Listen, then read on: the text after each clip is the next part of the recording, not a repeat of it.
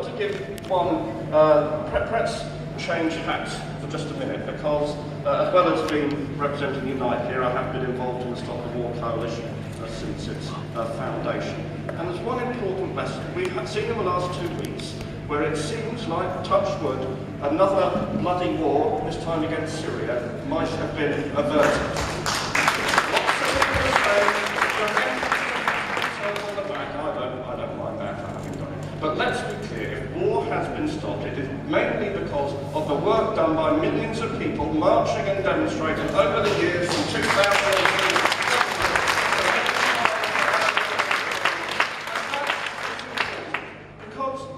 Why are the government getting away with this so far? Why? Because the elite in this country doesn't mainly rule by violence. Maybe if it had to, it doesn't mainly.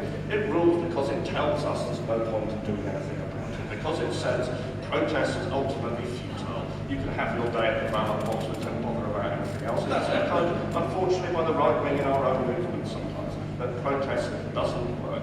Well, I think the example of the anti-war movement shows that, of course, it can work, and if we keep on struggling, we will make a difference. But there is one difference. Maybe the Stop War Coalition's had to wait 10 years for vindication. We can't afford to wait 10 years for vindication now. We can't even afford to wait till 2015 to stop what this government is doing in its tracks. So I'd like to end by repeating what I said at the National People's Assembly. If our government wants to make pregnant women queue at food banks for food, if you want to make our young people work for nothing, if it wants to kick the disabled out of their homes, if it wants to demonise immigrants, if it wants to do all these things, if this is its idea of governing, then our job is to make this country ungovernable.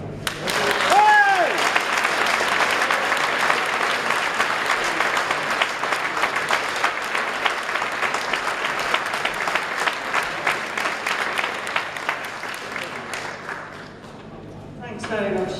Andrew, I know you've got to run off to get a train back to London, so thanks for managing to join us this morning. Our next speaker, we've got two left in case anybody's starting to feel the need to go to the loo or have a break. We've got two speakers left that are well worth listening to, so don't feel too wriggly in your seats. Our next speaker is Abdul Guljar, who joins us from the Islamic Society of Britain. Cheers. Thanks, Abdul.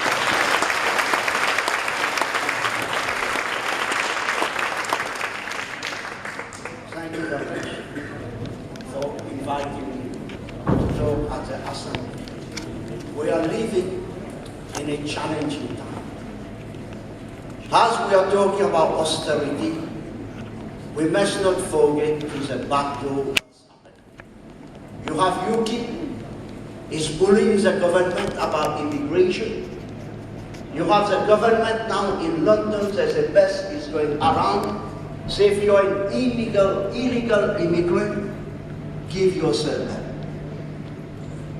Now asking yourself, is that morally acceptable? Suddenly we forget, in the 60s this country needed immigrants.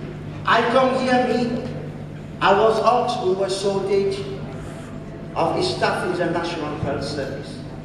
I'm a qualified nurse, I come here, work in the National Health Service. I left National Health Service 15 years ago, now I'm a qualified social worker. It still contributes to the tax, it still contributes to the society in various ways. But the government of the day does not acknowledge the contribution of the immigrant in this country, whether it is corner shop, whether it is in the civil service, social service, across the board. But suddenly, they want to use austerity to say the problem is not with the cuts. The problem, we have too many immigrants in this country.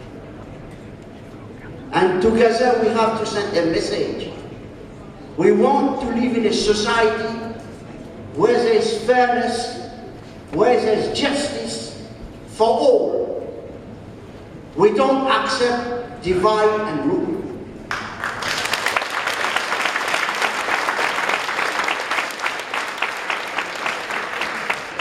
Comrade, we are facing another challenge.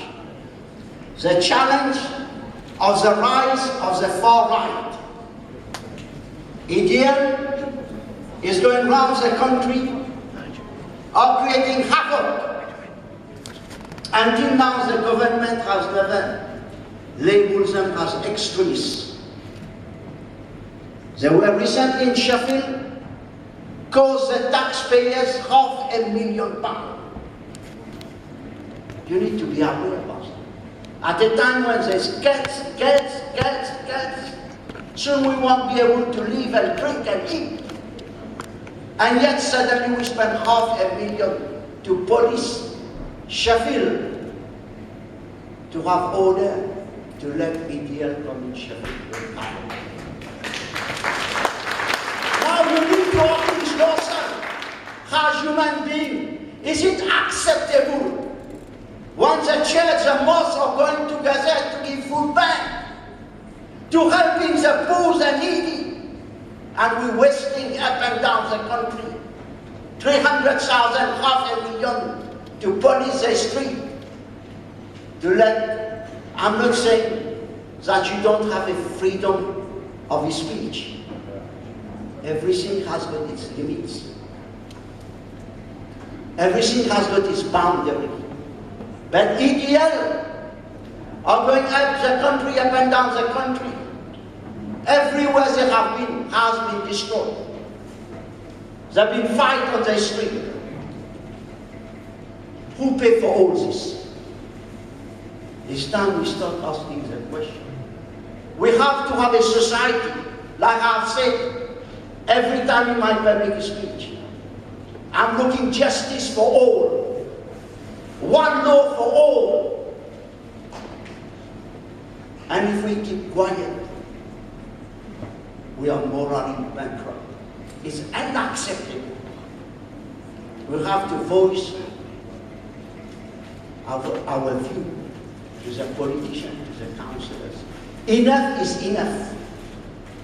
On the 21st of September, EDL are planning to return back to Sheffield. And you all need to rally together. Say to EDL, you are not welcome to Sheffield. Sheffield, I'm proud to be a citizen of Sheffield, where there's a richness of diverse culture, where we all, regardless of our race, our color, our faith, we live together. Together we celebrate one Sheffield many culture. Together we build a prosperous Sheffield, where we all are friends, neighbors of each other. We want to keep Sheffield to continue this way. We should not allow EDL to come here to demolish this peace, this good neighborhood, which have taken many years to build, and to allow them to come here in one day to destroy it. Now let me tell you something final. I go in school. I do assembly for the last 20 years. The last time EDL came to Sheffield was recently, when I went back to school, talking to the children during my assembly. When assembly finished, 2 children came to me. One was 7 years old, another one was 12 years old. They said, Mr. Abdul, EDL said to me, you're a terrorist, are you? I said, I leave you to judge. A 7 years old are saying to me, Abdul, the EDL said, you're a terrorist, are you? And a 12 years old said to me, when EDL come here, there's an atmosphere in our school between the white and the non-white. And you all need to think about that very carefully. What sort of society are we living in? Do we want to be a part of a society to create division, to create fear? Or we want to be living in a society where we all respect one another, care for one another? This is a society I want for my children and grandchildren. I'm sure here in this room you all want it. So together, let's celebrate justice, fairness, equality, and together let's build a society where we say no to racism, where we say no to Islamophobia. Thank you very much.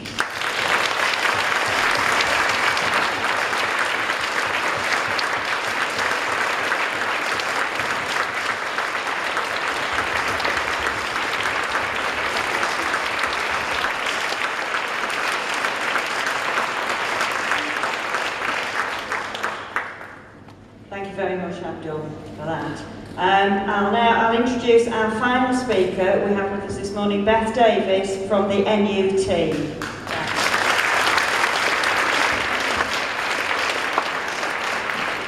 Thank you for the invitation to be here. And I am proud to announce that on the 1st of October, this region will be taking industrial action. Our teachers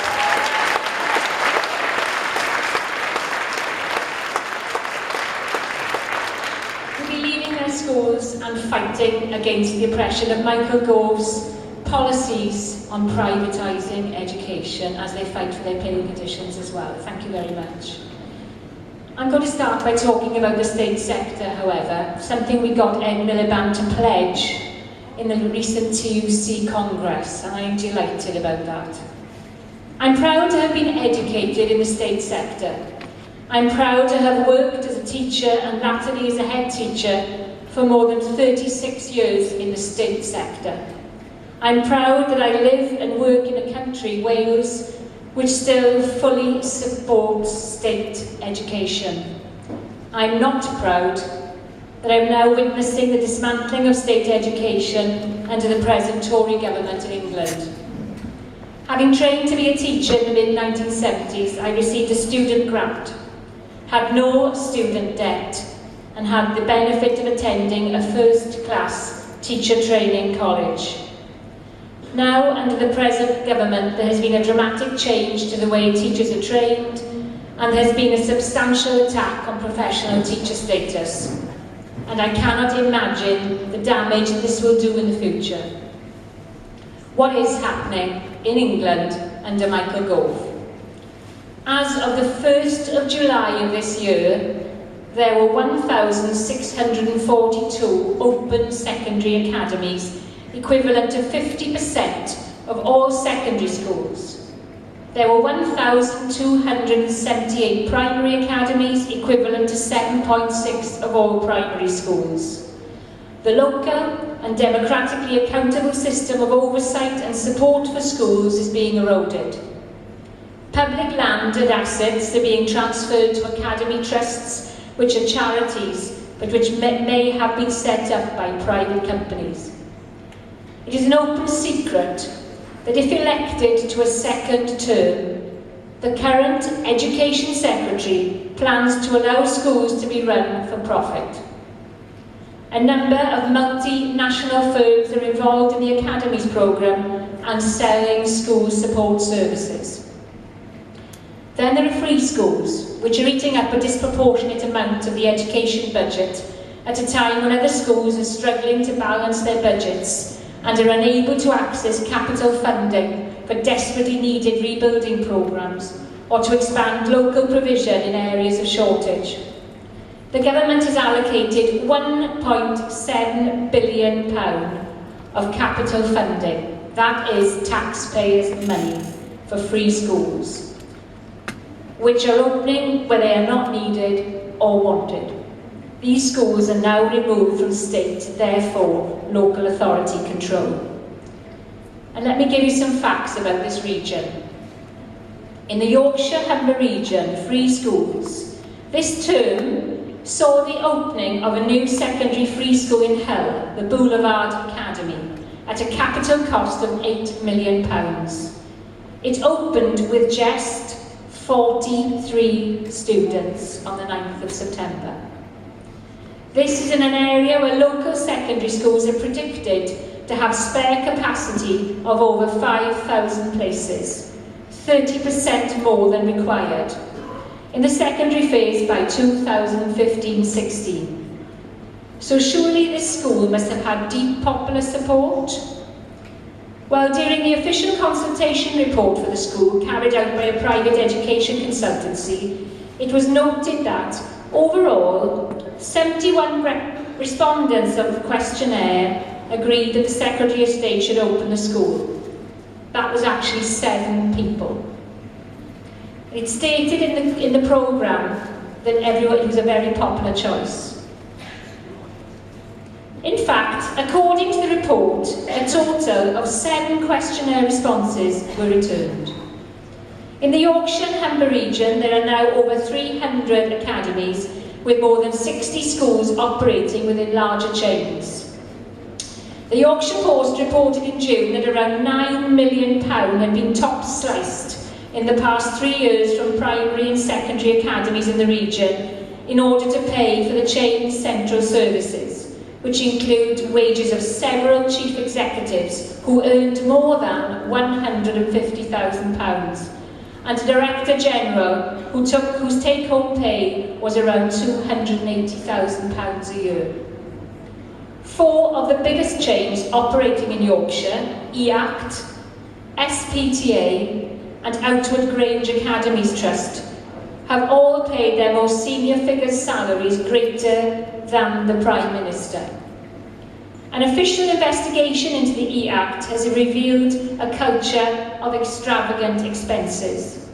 And all this at a time when child poverty figures are rising and children are arriving in school hungry and dreading the school holidays because they don't know where their next meal is coming from.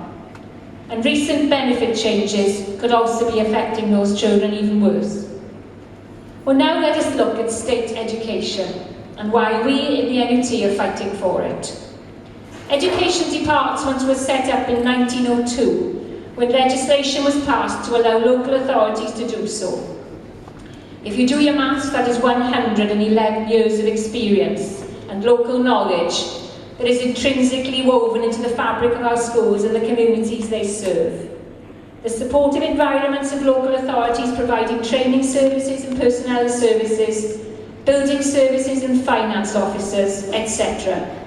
All these departments working together and having a deep knowledge of their schools. They provide facilities time for representatives of trade unions and have a local bargaining and policy decisions are woven into the legal rights of their employees.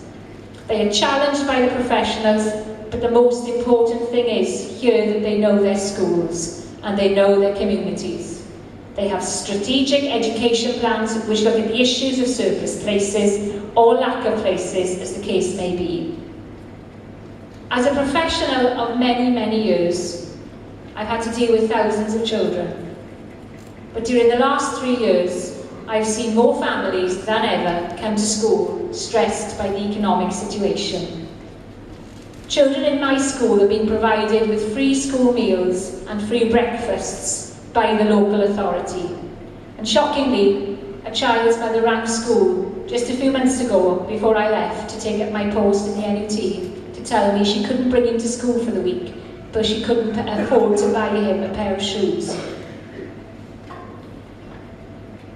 And what of the future for the vulnerable children in the local authorities as they're being dismantled? I visited Members in the southeast of England just a few months ago. The school there was a state school and it was surrounded by academies and free schools. That following year they were going to be closed down. For what reason? Very good school. They were being squeezed out by privatisation. In that audience was a young man, and as he told his story, it was harrowing. He said, and he started to cry, and he'd been teaching 20 years. My family don't believe that I work hard anymore. Such is the power of the Tory press, telling everyone that teachers don't work hard. In addition to all of this, we are seeing a selection process in these academies, which often precludes children from attending due to their ability and socio-economic backgrounds. And in the recent TUC Congress at Bournemouth, the NUT called upon the trade union movement to help us campaign for a restoration of local authorities and well-funded state education system which supports all children and is fair and accountable to all. I ask that you all support us in our fight on the 1st of October. Thank you very much.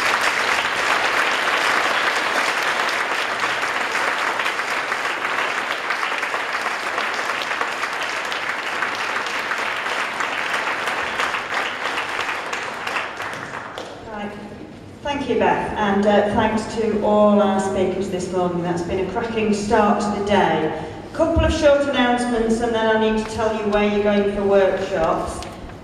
One thing I've been asked to raise is apparently there's a raffle. I don't know what the prizes are, I'm sure they're marvellous.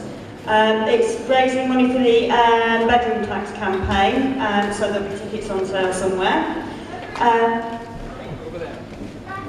At the back there, near the bar.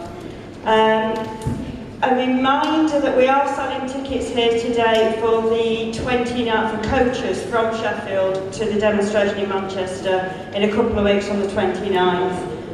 So I would strongly urge anyone who can get to that to come along. It's going to be a great day and it's a really big opportunity for us to tell this government precisely what we think of them. Workshops, we have a packed programme. Hopefully this next session is one where you can have time to discuss and debate and talk about the kind of actions that we can organise and get involved in the coming weeks and months. So I need to explain them to you. They're not ideal, but bear with each other. The housing, the bedroom tax and the fight against welfare courts, Main Hall Centre, is this bit here, right in front of me. The Hands Off Our NHS, Defend Our Public Services, Main Hall left is your left, so if we can get this correct, my right, that way, over in that corner there. The Challenging Low Pay, Zero Hour Contracts and Workfare, Main Hall right, so that's your right, that side, the seats at the back.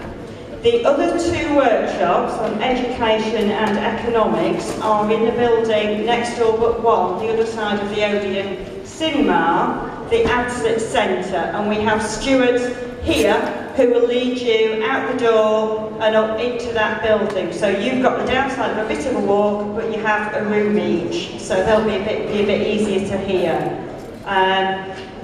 We then have time for a bit of lunch, visit the stalls, chat, and we'll be reconvening for workshops which are in your programme but the same base.